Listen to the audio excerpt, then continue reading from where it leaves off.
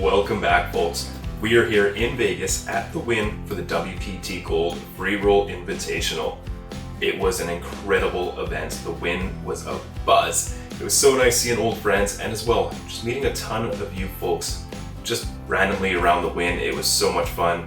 Unfortunately, we did very poorly in the free roll, but we got to play some 2-5 cash at the Wynn, so let's get straight into that. Opening up the Ace King here to 15. Folds around and only the big blind makes the call. We go heads up to a flop and it comes down pretty nice. It's King 8-8 with 2 spades.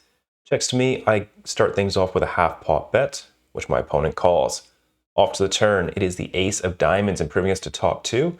My opponent checks and I think it's good card to continue barreling on. We can get called by a bunch of hands now, like Ace 10, some Ace Jack that floated the flop, also some King X, perhaps some sticky pocket pairs. So I go ahead and put 45 into the middle, and we get the bad news. My opponent check raises us to 155.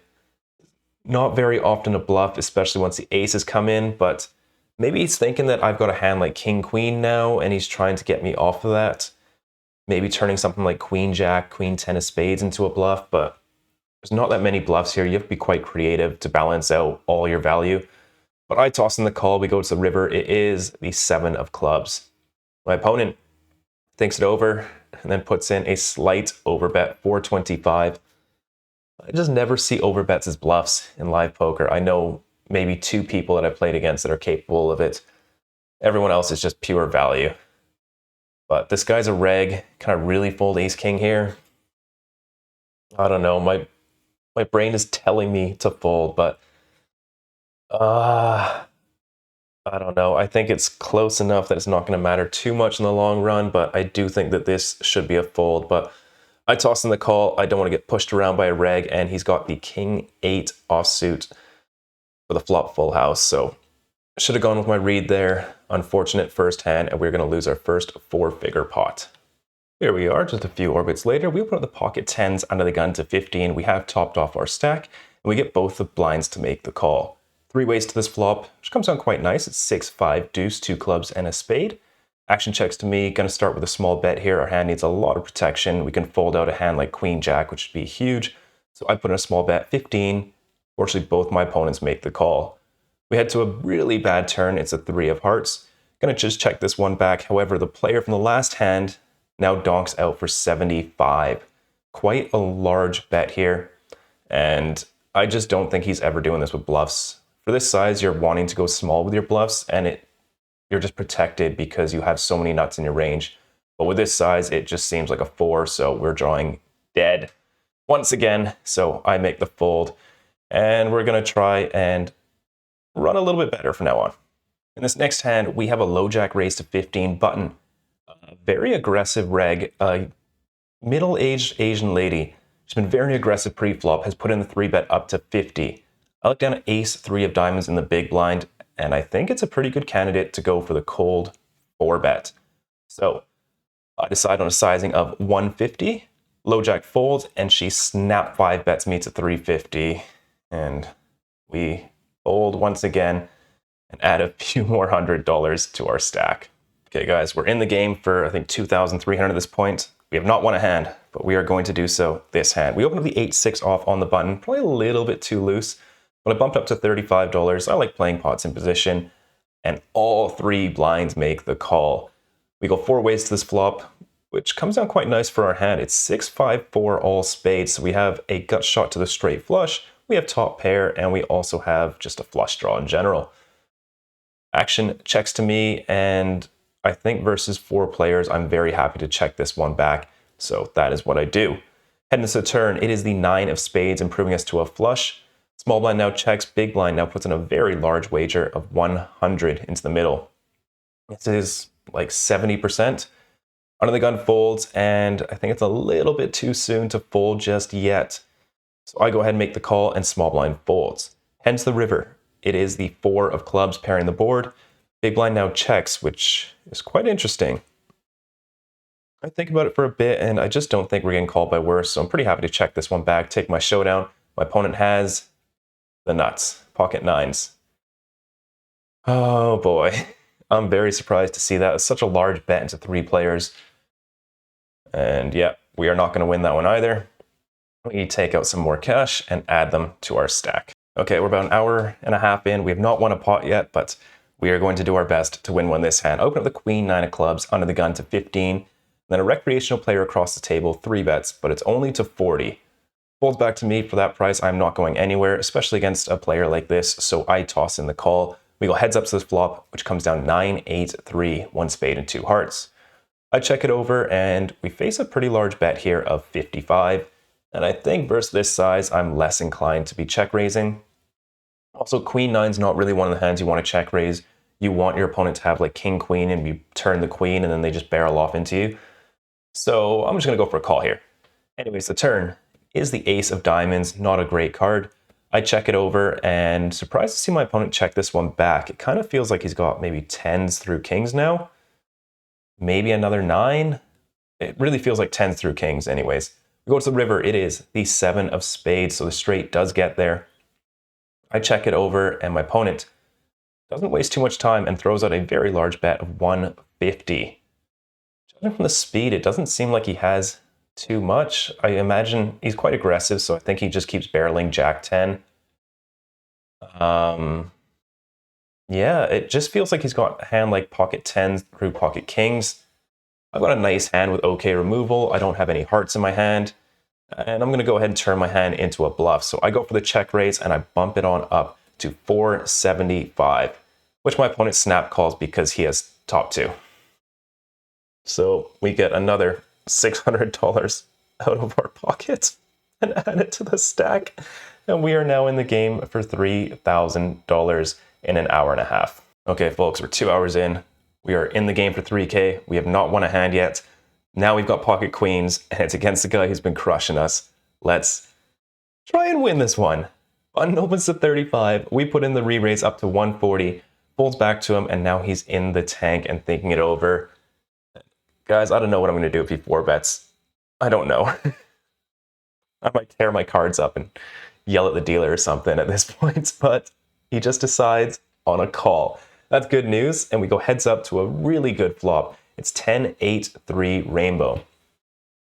Now, give it some thought, and I think our bet size wants to be very big here.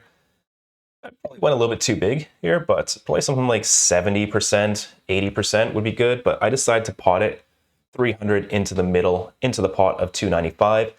Our hand just really likes to get money in against pocket jacks, against ace 10, 10, 9, all those hands, and this is like our one street to do so.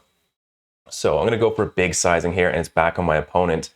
And he hasn't folded yet, and he's given it quite a bit of thought. He is thinking it over, and then announces all in. Doesn't feel great. It kind of feels like we're getting trapped by aces or kings.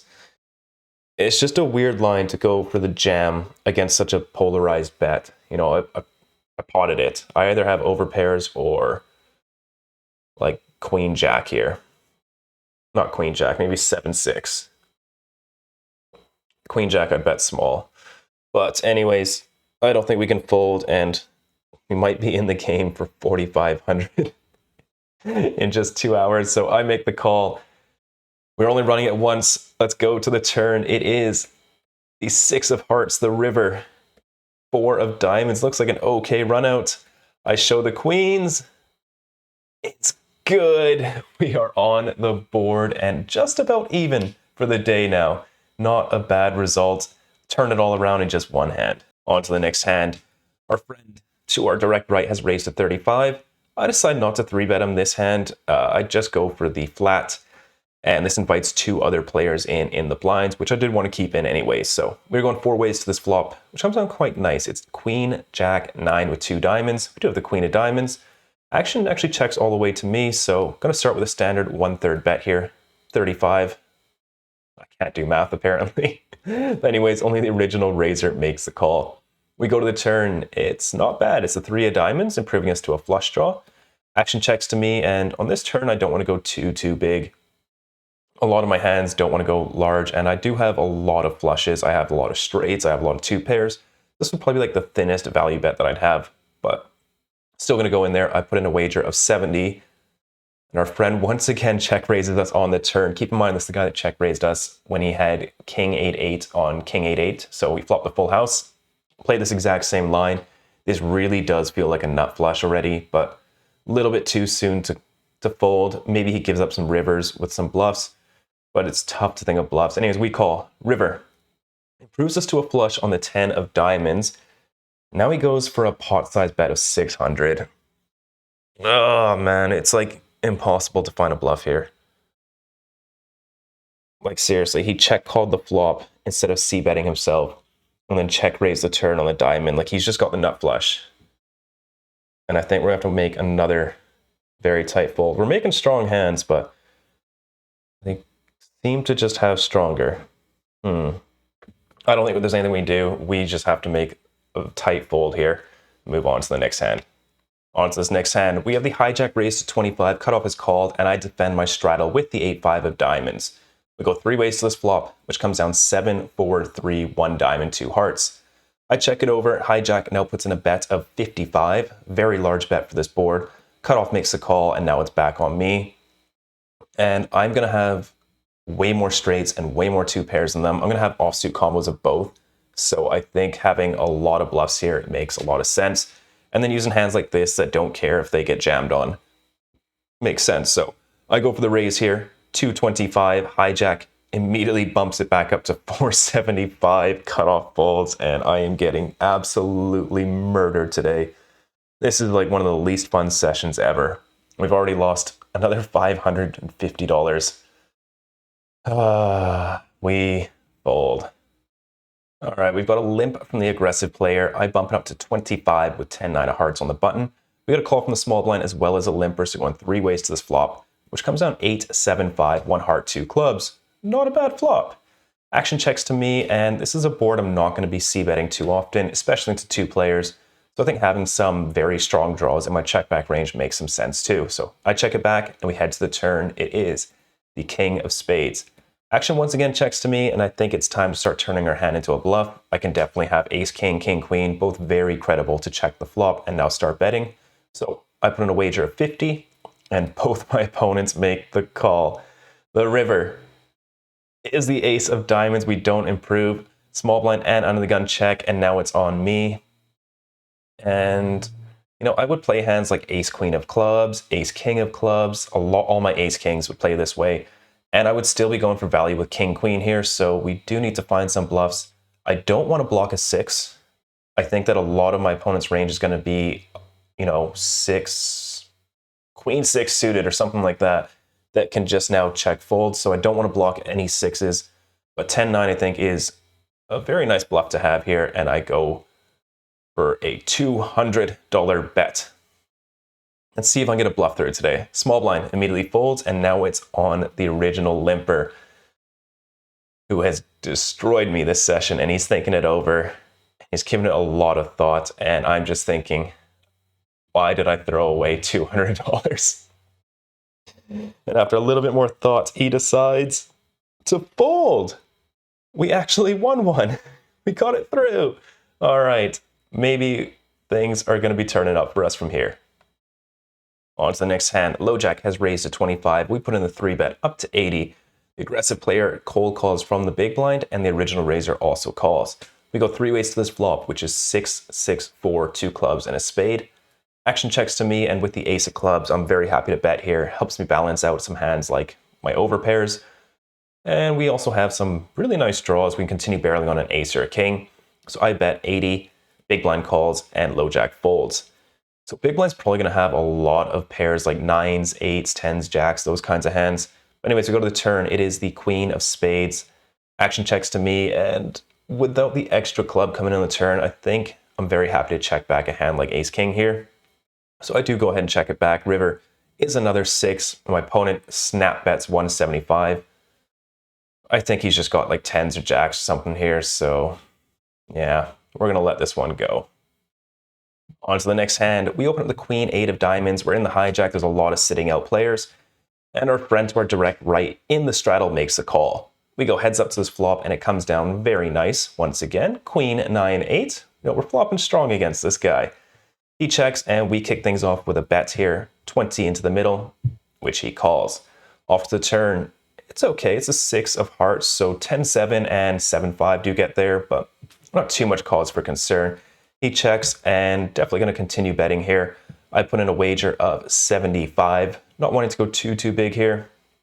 I don't think an overbet makes too much sense on this turn card. If it was like the 4 of hearts, I would definitely consider an overbet. But anyways, I put in 75, and our opponent for the 3rd time this session is going to check raise us on the turn. This is insane. I already want to fold. Like, this guy doesn't bluff. We know that now. And yet I have another hand that just has to call turn.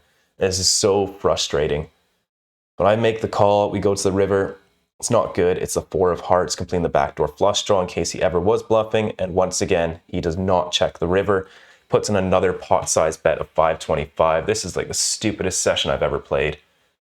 I've had the 3rd nut flush, and I've had 2 pair both times he's done this line. He's just got it. Like, he's probably just got 10-7 here. Man, this is a frustrating session. Well, I'm not going to hero call this one. I know I'm beat. Just gonna have to fold. Another strong hand. There's no way somebody gets to pull that line 3 times in one session. That's crazy. All right, enough of my moaning. On to the next hand. On to the next hand. We are once again playing against our friend to the right. He's bumped it up to 25, and his open raise sizes are just really big. This is a 5x raise, so I've been playing 3-better fold versus him. He hasn't 4-bet at all, so I'm not too worried about him finding 4-bet bluffs. So I bump it up to 80 with the ace-8 of spades. I like this hand because you can fold out his weaker openings like ace-9, ace-10, ace-jack offsuit. But anyways, I bumped up to 80. He makes the call. We go heads up to his flop, which comes out okay. It's king 8-4 all hearts. He checks it over to me, and because it's monotone, I'm just happy to check this one back. The turn is the 7 of spades. He puts in a bet of 80. Too soon to fold just yet, so I make the call. We head to the river. It is the queen of spades. My opponent now puts in a bet of 250. This is crazy. You can't just have value every time, right? This is like my 6th hand I played with him, and every time he's bet into me. He has had it every time, and I've also had a strong hand every time. But I think about it a bit more, and I just don't see him betting a hand like king jack, king 10 suited here. So I think his value range is quite narrow, and I saw him, he likes to go more towards pot with the very strong hands. So this one kind of feels a little bit bluffy. I don't know about bluffy, but I couldn't really put him on a hand that wants to go this size that I think he would bet. So I go ahead and make the call, and he has ace king, which makes sense. That makes sense why he's not 4-betting often, and it makes sense why he's betting river. I didn't even think about ace king, but that fits perfectly with that bet size, and that is a king that I think he would bet. And we lose all the money we won back from that queen's hand to end off our session. Very, very brutal. I think we won 2 hands in the 3 hours we played, and we played a lot of hands. All right, guys, to the outro. So that's going to wrap things up for our first cash game session at the Wynn. Overall, a very frustrating session. We ended up losing $1,325 over a very short 3-hour session. But I have an entire week here in Vegas to win back my money, so we'll be back tomorrow. Let's hope we run better. See you next week.